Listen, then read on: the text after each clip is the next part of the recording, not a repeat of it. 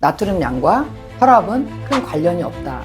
많이 먹었다고 해서 혈압이 갑자기 막 올라간다든지 적게 먹었다고 해서 혈압이 막 뚝 떨어지거나 이러는 게 아니에요. 안녕하세요. 굿닥터 김태균입니다. 나트륨을 많이 먹으면 혈압이 올라간다고 하죠. 그래서 짜게 먹지 마세요. 저염하세요. 이런 얘기를 듣게 됩니다. 그런데 실제 나트륨을 많이 먹게 되면은 혈압이 올라갈까요? 우리 몸은 내가 나트륨을 오늘 많이 먹었다고 해서 갑자기 혈압이 막 올라간다든지 아니면 반대로 나트륨을 너무 적게 먹었다고 해서 혈압이 뚝 떨어진다든지 그런 시스템이 아닙니다. 우리 몸에는 우리의 체액량과 혈압을 일정하게 유지하는 그런 기능을 가지고 있습니다.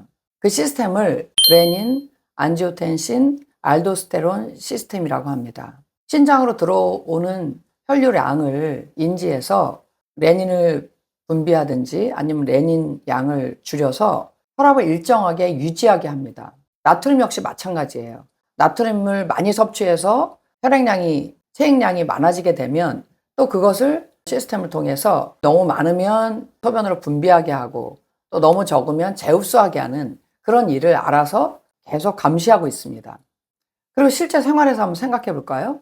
우리가 오늘 얼마만큼의 나트륨을 먹었는지 계산할 수 있을까요?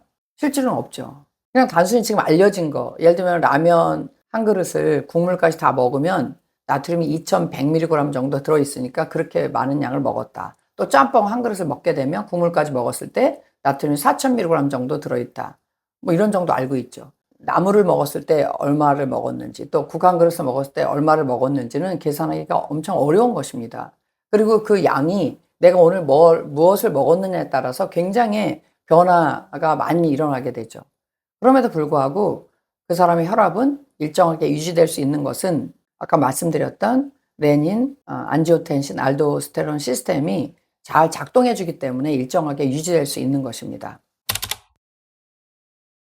실제 이제 세계보건기구에서 전 세계 인구를 대상으로 소금 섭취량을 조사한 적이 있습니다. 가장 소금을 많이 먹는 나라가 어느 나라냐면 일본입니다. 일본. 이렇게 본다면 소금이 혈압을 올린다고 생각했을 때는 당연히 일본의 고혈압 유병률이 가장 높을 것입니다. 그런데 놀랍게도 G7 국가들 중에서 일본이 고혈압 유병률이 가장 낮은 나라입니다. 너무 아이러니한 거죠. 나트륨이 혈압을 올린다고 생각하면 소금을 가장 많이 먹는 나라에 고혈압 환자가 제일 많아야 되는데 오히려 제일 낮다고 하는 거는 전혀 말이 되지 않잖아요. 그러니까 지금까지 우리가 나트륨이 혈압을 올린다라고 이렇게 믿어왔던 것이 실은 우리 몸에선 그렇게 적용되지 않는다는 거죠.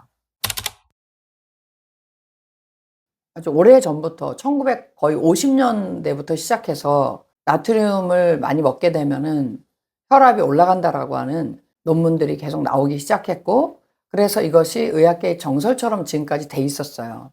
근거가 되는 첫 번째 논문은 1953년도에 루이지애나 의과대학의 매니리라는 교수가 다른 교수 3명과 함께 연구를 시작했는데요. 그 연구에서 나트륨을 많이 섭취할 경우에 혈압이 올라가더라라고 하는 것을 발표하게 됐고요. 그 이후로 나트륨은 혈압을 올린다라고는 그 가설하에 계속 논문이 나오게 됐던 거죠. 그래서 지금까지도 나트륨은 혈압을 올린다라고 믿게 된 것입니다.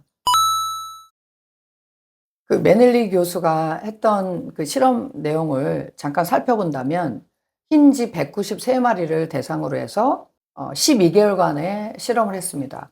그런데 거기서 쥐에게 공급했던 소금물의 농도가 우리 체액의 0.9% 소금물, 생리식염수가 0.9% 소금물이잖아요. 그런데 그 0.9%에 6배에서 10배 정도의 그렇게 짠 물을 계속 공급했다는 거죠. 그것도 1년간이나.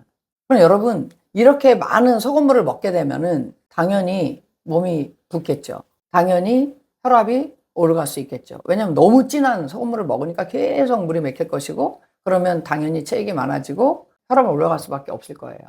그런데 놀라운 건 뭐냐면 그렇게 진한 소금물을 줬음에도 불구하고, 그것도 1년씩이나 줬음에도 불구하고 소금물의 양을 8배 정도 준 쥐에서는 평균 혈압이 어느 정도 나왔냐면요, 152 정도가 나왔습니다. 수치기 혈압이. 한 9배 정도 준 그룹의 쥐들에서는 160 정도의 혈압이 나왔고요. 그 다음에 10배 정도 주었을 때 평균 168 정도의 혈압이 나왔습니다. 생각보다 그렇게 많이 올라가지 않았죠. 여러분, 소금물을 우리가 매일 한 10배로 계속 진하게 먹는다고 생각해 보세요. 그러면 막 200 넘어갈 것 같잖아요. 우리가 지금까지 알고 있는 거는. 그런데 168 정도밖에 안 올라갔다는 거죠. 이것은 무슨 말입니까? 이 몸에는 나트륨 농도가 어느 정도까지 진하게 들어간다 할지라도 그것을 일정하게 혈압을 유지할 수 있는 기능이 있다는 거죠. 아까 말씀드렸던 레닌, 안지오텐신, 알도스테론 시스템이 있어서 이렇게 혈압을 일정하게 유지했으니까 이 쥐들이 혈압을 그 정도로 유지할 수 있었던 거죠. 그리고 그렇게 1년씩이나 그렇게 너무 진한 소금물을 먹었을 때 신장이 당연히 망가지지 않았을까 생각할 수 있는데, 실제 결과를 보면 신장에 손상이 된 쥐는 겨우 그 그룹마다 한 18% 정도밖에 안 됩니다. 생각보다 훨씬 적은 숫자에서 신장 기능이 좀 손상이 왔다는 거죠. 이건 쥐 실험이니까 그렇죠. 사실 실제는 현실에서는 그렇게 짜게 먹을 수가 없잖아요, 우리가. 그러니까 1953년도에 루이지애나 의과대학의 매닐리 교수가 했던 이 실험은 현실에서는 있기 어려운 그런 상황인 거고요. 너무 과도한 양의 소금을 줬던 거예요. 그렇게 과도한 양의 소금을 계속 1년 동안 먹으면 그 스트레스 때문에라도 혈압은 올라갈 수 있을 겁니다. 왜냐하면 혈압을 올리는 게 나트륨만 있는 것이 아니거든요. 여러분, 좀 우리가 국을 좀 짜게 먹거나 음식을 짜게 먹어도 금방 맹물을 먹어서 우리가 빨리빨리 되돌려 주잖아요. 그런데 이 쥐들은 자기 마음대로 할 수가 없는 상황에서 1년씩이나 그렇게 과도한 양의 계속 나트륨을 먹으면서 얼마나 스트레스를 받았겠어요. 각 장기들이 다 받았겠죠. 그러니까 그 스트레스 때문에라도 사실은 혈압은 그 정도 올라갈 수 있는 것입니다. 나트륨 양과 혈압은 큰 관련이 없다. 그러니까 여러분, 제가 소금 얘기를 많이 한다고 해서 오해하시는 분들이 있어요. 짜게 먹으라고 하는 얘기인가? 그런 게 아니고요. 그냥 간을 맞춰서 맛있게 드시라는 얘기예요. 나트륨은 나쁜 게 아니다. 나트륨을 적절하게 먹어야 혈압도 잘 유지되고 또 우리 몸도 건강하다.